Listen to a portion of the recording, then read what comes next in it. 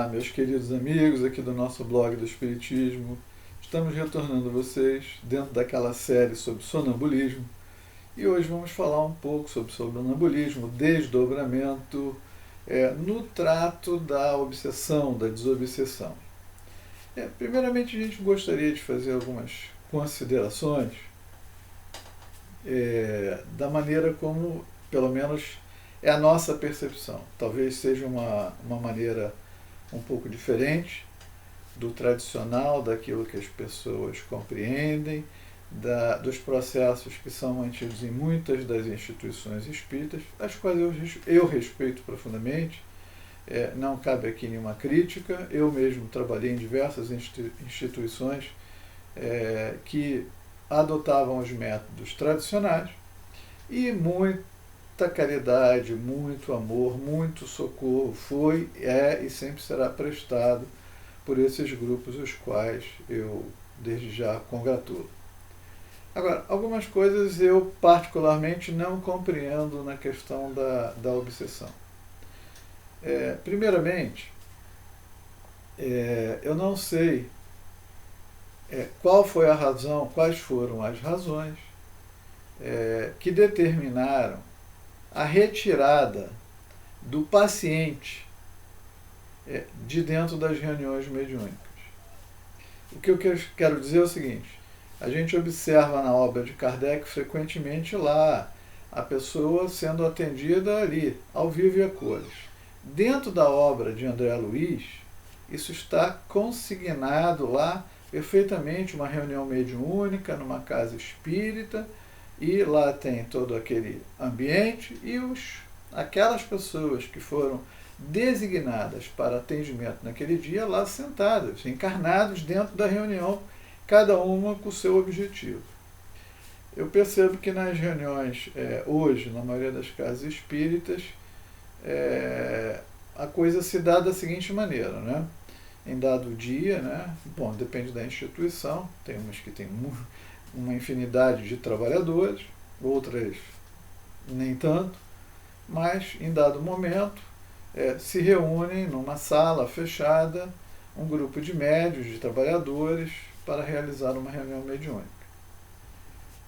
Normalmente existe uma mesa, os médios se sentam à mesa, tem um dirigente, e aqueles que vão conversar, o esclarecedor, o doutrinador, como muitos usam essa expressão, sentam-se em volta e, obviamente, depois das preces, de toda a abertura do estudo inicial, o silêncio se faz e os médiuns, de uma forma passiva, aguardam que um determinado espírito se manifeste. Na medida que ele se manifesta, o dirigente escolhe um daqueles esclarecedores para que possa conversar, e assim se dá. Não tem nada demais nisso, é o método que é empregado e muita coisa boa se faz o tempo todo. Mas eu, particularmente, eu tenho algumas dúvidas. A primeira dúvida: numa instituição de tamanho de médio para médio, vamos dizer, uma instituição de tamanho médio, tem lá um livro, tem lá uma caixinha, que as pessoas vão lá nos estudos e nas palestras e colocam nomes para atendimento, preces. Tem 2 caixinhas ou 2 livros, encarnados, desencarnados. Quando eu olho para essas caixinhas, lá dentro às vezes tem 400, 500 nomes. E a reunião mediúnica, 1 ou 2 por semana, talvez pudessem atender a quantos daqueles nomes, daquelas situações todas que estão ali. A gente sabe que a espiritualidade trabalha, a espiritualidade é hábil, né, em função exatamente dessas limitações, né, dessas limitações que existem aqui, até de desinteresse, má vontade, né, irresponsabilidade daqueles que antes de encarnar se comprometeram com as tarefas da santa mediunidade e ao chegar aqui querem ter uma vida de liberdade, às vezes sem limites, e obviamente vida desregrada é uma antítese de uma vida mediúnica saudável, nós sabemos disso. Mas o fato é que o que eu percebo é que a maior parte das instituições tem terceirizado os serviços, passando toda a responsabilidade do atendimento para a espiritualidade, ou seja, bota 300, 400 nomes ali, a gente atende 10 e a espiritualidade que faça o resto. Não é isso que está na obra de André Luiz, não é isso que a gente vê em Kardec. Aliás, não é isso nem que a gente vê no filme dos Chico. Os obsidiados chegavam ali na frente dele, na frente de todo mundo. Eu não estou propondo isso, tá? Só estou dizendo que, principalmente, aqueles casos graves que chegam ao nosso conhecimento na casa espírita, que a pessoa passa pelo atendimento fraterno, se constata que a pessoa está num processo de obsessão profunda, forte, grave. A pessoa entrando num estágio já de tristeza, amargura, depressão. Já não quer comer mais, já não toma banho, já não se levanta da cama, quer ficar no escuro o tempo todo. A ideia do suicídio vira uma monoideia. A gente faz o que a respeito? Nada. Bota o nome na caixinha e confia que a espiritualidade vai fazer. Kardec não ensinou isso para nós. Kardec ele é enfático, dentro do Livro dos Médiuns, na Gênesis, ao dizer várias vezes que aquilo que cabe ao homem fazer, cabe ao homem fazer, que a espiritualidade não vai dar nada de fácil, não vai dar nada de bandeja e não deve fazer aquilo que é de nossa responsabilidade fazer. Então, primeiramente, a minha grande preocupação com relação ao tema obsessão, desobsessão, é a maneira como se trata isso de uma forma geral, em que muitas vezes a gente negligencia a atenção a situações que estão evidentes, que vão lá na frente provocar coisas mais complicadas, mais graves, tragédias às vezes, e a gente muitas vezes lava as mãos e coloca o nome lá na caixinha e fica tranquilo que o benfeitor, o protetor, o guia espiritual, o líder da casa vai resolver com a sua equipe. Eu não compartilho dessa ideia. Obviamente a gente sabe que eles trabalham, eles são hábeis. Por exemplo, se só tem 2 reuniões e tem 200 nomes, 300 nomes lá, eles fazem assim, né? Por exemplo, um determinado caso específico, todos aqueles casos que são correlatos, eles atraem todos aqueles espíritos, um é atendido, os outros se escutam e aquele ensinamento serve para todos. Então eles conseguem abranger, abarcar um número bem maior de pessoas, de espíritos, né, necessitados. A espiritualidade tem toda uma habilidade, mas eu estou falando aqui daqueles casos graves, etc. e tal, que merecem uma atenção específica da nossa parte. Então, como estamos falando do sonambulismo, vamos falar um pouco das possibilidades que o estado sonambúlico, o desdobramento, né, pode oferecer no tratamento desses casos, em especial porque hoje, de uma forma geral, a vidência, o médio vidente, ele é raramente encontrado nas instituições, ou em menor número do que aquilo que seria necessário ou requerido, não é? Então a gente vê, dentro da obra de Kardec, está repleta, a gente já citou no estudo anterior, quando falamos dos outros temas relacionados, os temas iniciais, falar sobre a questão do sonambulismo, nós já citamos alguns casos. Eu vou repetir aqui um ou outro apenas como, digamos, fonte de informação, não é? Mas o que diz Kardec no seu livro, né? Obras Póstumas, publicado após o desencarne dele, o material que estava lá, né? E que ele preparou. Então, tem aqui um capítulo em Obras Póstumas que ele chama Causa e Natureza da Clarividência Sonambúlica. Eu vou ler só 2 ou 3 parágrafos rapidamente para contextualizar a questão. O que ele diz? Explicação do fenômeno da lucidez. As percepções que ocorrem no estado sonambúlico, sendo de uma outra natureza do que aquelas do estado de vigília, ou seja, a pessoa está acordada normalmente ou está no estado sonambúlico, não podem ser transmitidas pelos mesmos órgãos. Então aqui ele está contextualizando, e ele diz isso ao longo da obra, dizendo que o sonâmbulo, né, ele não vê com os olhos físicos, ele vê através do perispírito, numa perspectiva muito distinta. Ele diz o seguinte: a visão à distância e através de corpos opacos é possível. Está escrito aqui.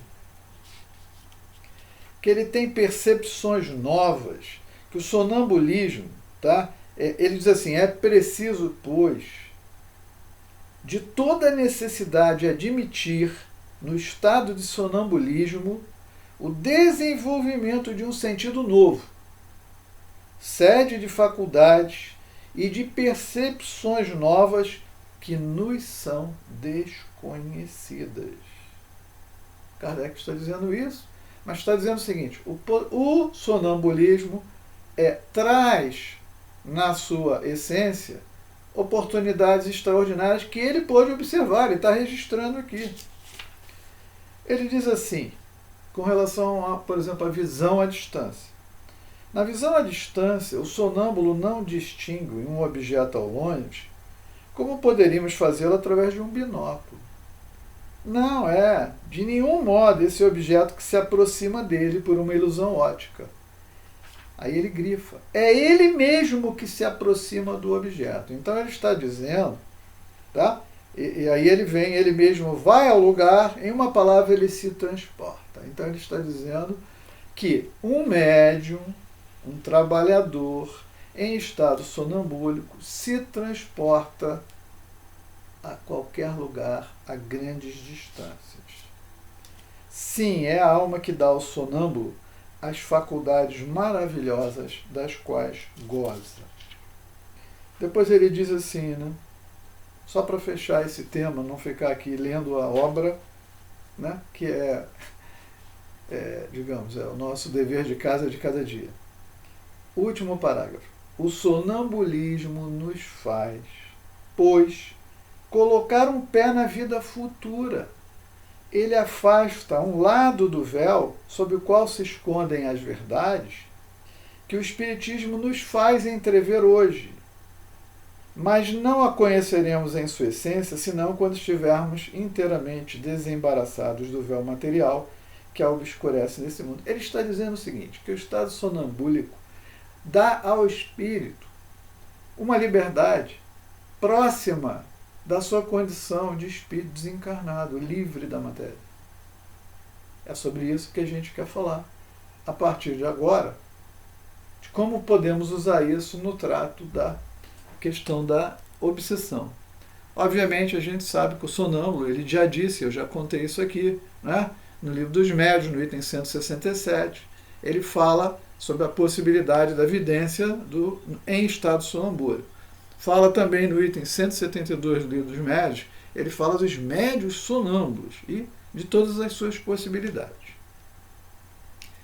Ao falar da segunda vista, também instruções práticas, ele fala a respeito das possibilidades do sonâmbulo.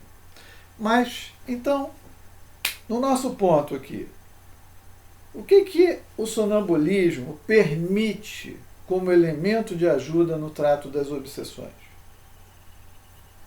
Primeiro, e mais importante, identificar com clareza, bastante clareza, quem é o espírito ou quem se manifesta, que pode ser um espírito encarnado ou desencarnado. Todos partem do precipício, do princípio de que quando há uma manifestação na reunião mediúnica, o espírito é desencarnado. Não. Eu mesmo sou testemunha em reuniões tradicionais de espíritos encarnados vindo trazer mensagens, informações, pedir um socorro, uma série de situações. Então, na verdade, quando o médium recebe o espírito, ele recebe e todo mundo acha que é um desencarnado. Se vocês tiveram um médium vidente ou médium em estado sonambúlico, ele poderá distinguir se aquela entidade que está se manifestando trata-se de uma pessoa encarnada ou desencarnada. Por quê? Porque a literatura é farta. A literatura é farta. O encarnado tem um laço, tem um cordão fluídico, fosforescente, que o liga ao corpo físico, que pode estar em qualquer lugar deste planeta. Então, de imediato, quando nós temos um médium vidente, ou a pessoa, o médium em estado de desdobramento, ao se aproximar o espírito para se manifestar, é possível perceber se estamos falando de um encarnado ou de um desencarnado. Dentro da minha maneira de ver isto, até porque muitas vezes, quando alguém dá uma passividade, alguém diz que é animismo, eu acho interessante, quando tem esse processo de desdobramento, que você possa ter um grupo desdobrado. Porque o grupo desdobrado vai ver exatamente quem está se manifestando. Até se for o próprio médium. Eu não posso dizer para vocês que ele evita ou impede por completo, mas com certeza minimiza a ocorrência do animismo, porque o paciente, o espírito comunicante, está sob o olhar coletivo. Tem vários médiuns olhando e observando.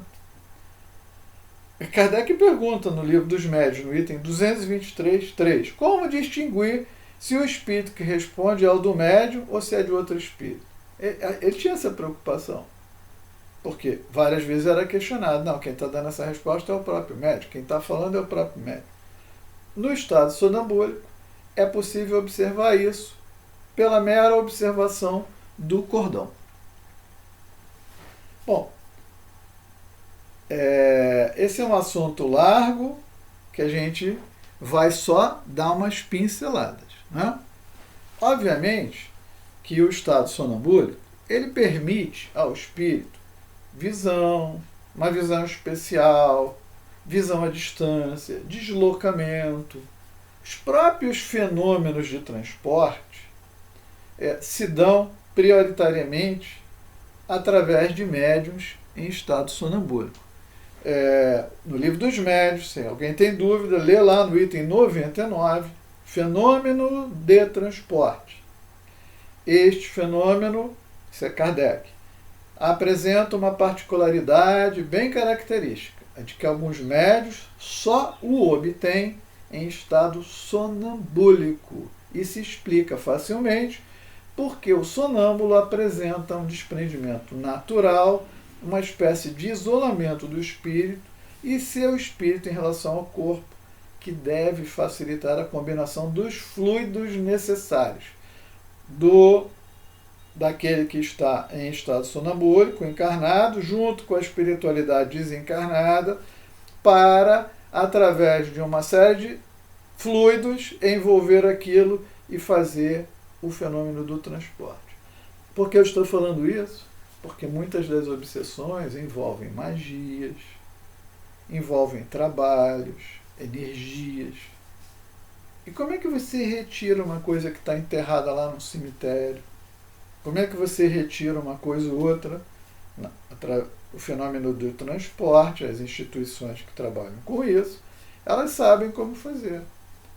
E essa condição facilita esse transporte para desintegração e retirada daquelas energias que muitas vezes recaem sobre certas pessoas, através, infelizmente, da ignorância de nossos irmãos, que muitas vezes desejam o mal, a doença, até a morte de alguém. Então, o estado sonambúlico facilita o fenômeno de transporte, como Kardec nos ensina lá no item 99 do Livro dos Médiuns. eu estou falando da obsessão, né?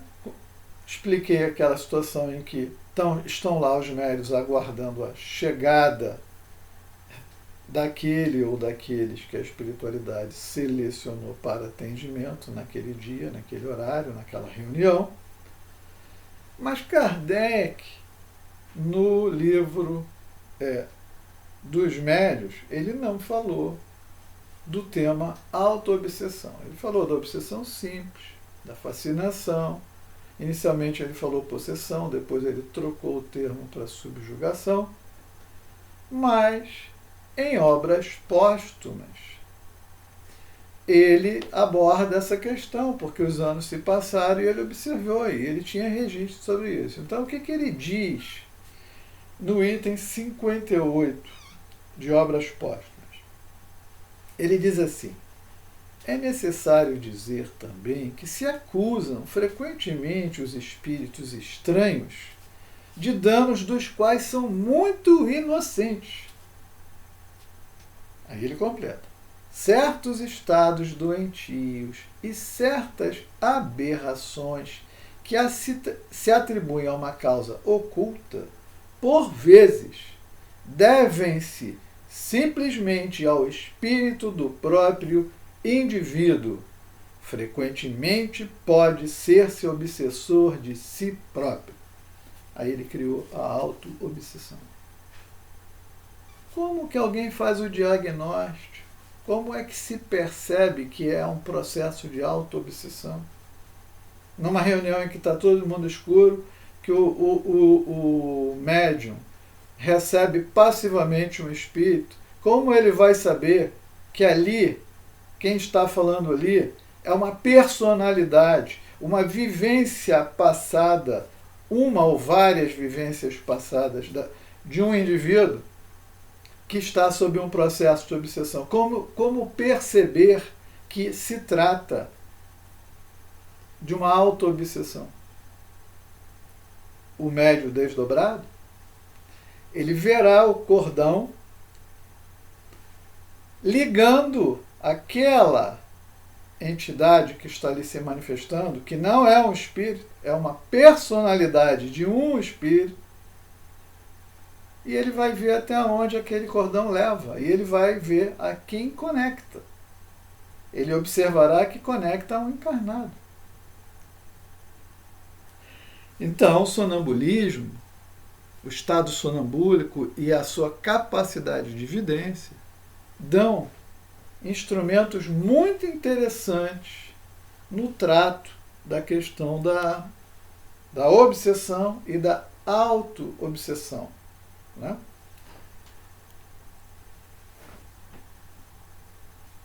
O assunto é longo, eu não quero adentrar, mas o que ele diz, né? Por exemplo, na Revista Espírita de 1860, eles teve lá um companheiro de Kardec, que era lá da sociedade, que disse assim: olha, vamos fazer uma experiência, eu me ofereço como voluntário. Eu vou lá para minha casa e vocês me evocam. Vocês me evocam, eu estou encarnado. Tem várias situações de evocação de pessoas encarnadas na literatura de Kardec, na Revista Espírita. E aí ele pergunta, eles evocam, ou a pessoa vem, dá passividade através de um médium, e ele diz: você pode se transportar de lá para cá facilmente? Ele fala: fácil. Aí ele pergunta: o vosso espírito está ligado ao corpo de alguma maneira? Ele fala: sim, por um laço, uma questão fosforescente. Aí ele pergunta para ele assim: você pode ver, você pode ir a um outro planeta? E aí o espírito diz: bom, depende. Depende do quê? Do tipo de planeta. Se for um planeta do mesmo nível evolutivo da Terra, é possível. Então, o céu é o limite para o trabalho em desdobramento. Ele permite ao médium capacidade de visão, de deslocamento. Por quê? Porque toda vez que existe uma obsessão, muitas vezes, no trabalho da pessoa, na residência da pessoa, onde ela costuma estar, frequentar, muitas vezes são colocados ali elementos para prejudicá-lo, energéticos, feitiçarias, etc. e tal. E o estado sonambúlico permite que a equipe mediúnica seja proativa, que o médium simplesmente não fica sentado esperando. A partir do momento que o trabalho mediúnico, que a conversa, as observações vão se realizando, ok, vamos lá na casa dele. Você viu com o obsessor, tem alguma coisa na casa dele, você colocou alguma coisa nele, tem, então vamos até lá. Tem alguma coisa no ambiente de trabalho dele? Então, o estado sonambúlico dá ao médium um grau de flexibilidade e trabalhando em equipe, onde você trabalha não com um médium. Por quê? Porque eu estou voltando àquela situação seguinte, nós estamos tratando de um caso que nós sabemos quem é o paciente. O paciente está identificado, ele apresentou um determinado problema. Então, em função daquele paciente, nós vamos fazer um tratamento direcionado a ele. Nós sabemos que é ele e as interferências que ali aparecerem referem-se a ele. Quer sejam obsessores desencarnados, quer sejam encarnados, que podem ser chamados, tal como Kardec evocou ali o voluntário, você pode trazer o encarnado também para conversar com ele, porque o médium em estado sonambúlico vai vê-lo, tem possibilidade total de conversar com ele, como também podem ser personalidades daquela pessoa, até do próprio paciente, ou de terceiros. E o estado sonambúlico, o desdobramento permite a observação de todos esses aspectos com uma amplitude, uma visão infinitamente mais ampla e maior. É um tema grande, não vou tentar esgotá-lo, eu só estou colocando coisas assim, ideias, para que vocês pensem. Obviamente, algumas pessoas concordam, outras não concordam. Esta é a beleza da doutrina espírita, a liberdade que Kardec nos assegurou dentro da ciência espírita experimental, de buscar, pesquisar, cada um, desde que com ética, com responsabilidade, dentro do tema, fora da caridade, não há salvação, sem nenhum interesse que não seja promover o bem, o socorro, o atendimento do necessitado, seja ele encarnado ou desencarnado. Todas as técnicas, no meu entendimento, são válidas e devem ser empregadas se elas trouxerem equilíbrio, saúde, harmonia, felicidade, paz. Abraço para todos. Fiquem com Deus.